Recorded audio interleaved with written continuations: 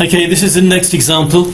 We've got integral between 0 and 1, x to the power of 4, 8 minus 7x to the power of 5 to the power of 2/3. The u, unsurprisingly, is going to be 8 minus 7x to the power of 5. First thing is rearrange this so it's x equals. I would bring this thing here to the left so it's not negative anymore, and the u to the right, which is that bit. Then I'll divide both sides by 7. That'll give me what x to the power of 5 is. Then I need to take the fifth root as well. So there we go, divided it by 7 and taking the fifth root. I've got to differentiate that. Using a trick I did earlier, I'm going to write that differently. I'm going to write it as 8 over 7, take away u over 7, or in other words, a seventh u. Because then I can use that rule that I had earlier about differentiating. That is now written more like ax plus b to the n, where the a is minus a seventh, that's what's written in front of the letter, and the b is 8/7, and the power is there. So when you differentiate that, the power comes down the front, the coefficient of whatever letter you're dealing with, that comes out the front, the bracket gets written down, and I wrote it down in that form again, because I think it's easier to deal with, and you take 1 off the power. To get my dx, all I need to do is stick that du up there at the end. The other thing I need to do here, because it's a definite integral, is change my limits from x numbers into u numbers. Well, u is 8 take away 7 lots of x to the power of 5. When x is 0, that's 0, so it's 8 take away nothing, so it's 8. And when x is 1, that is 1, so that is 7. 8 take away 7 is 1. Make sure now you put your limits in the right place, which you'll see as I cover in a minute I didn't do. The 8 should now be your lower limit, and the 1 should be your upper limit, which sounds a bit perverse, but that's the way they were. The 0 is being replaced by an 8, and the 1's a 1.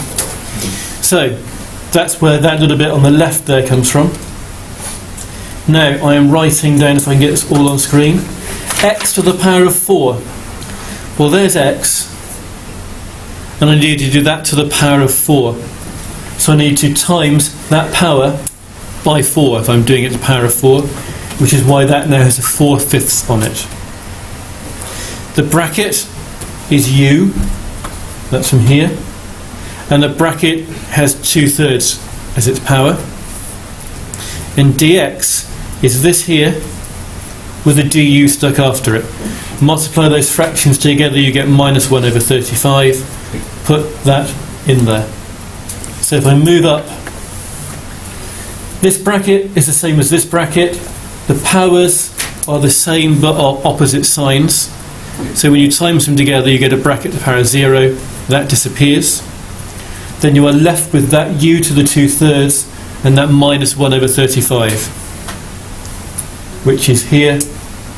I've taken the minus 1 over 35 through the integral sign. It's just a multiplying number. Here I do my integration, that's my next step you're about to see. Add 1 to that, that's adding 3/3 onto 2/3, that gives you 5/3, and divide by that new power. My minus 1 over 35 stays there. My limits are here. Dividing by 5/3 is the same as timesing by 3/5, just a number, so I've taken it through the brackets, just like I'd take it through the integral sign. Multiply these together, it's minus 3 over 175. Now, I wrote these down the wrong way around here because my limits are wrong. But you need to do 1 to the power of 5/3. Then you need to take away 8 to the power of 5/3. The power of 5/3, I would do the power of a third first, which is cube rooting. Cube root the 8, you get a 2. Then you've got to do the power of 5. These are all written the wrong way down here. That's 32. 32 take away 1 is 31. Although it should have been the other way around. It should have been 1 take away 32. That's why it's minus 31. Times it by that fraction. Minus minus makes a plus. And there is your final answer. So there's quite a lot in that. How many marks would that have been? That would have been quite a lot of marks. I'm guessing about 7 marks, 7 or 8 marks. Okay. If you look at the homework sheet I give you, some of the questions there go up as far as 8 marks, and they are real A-level questions. There'll be a new question in a minute in a new video clip.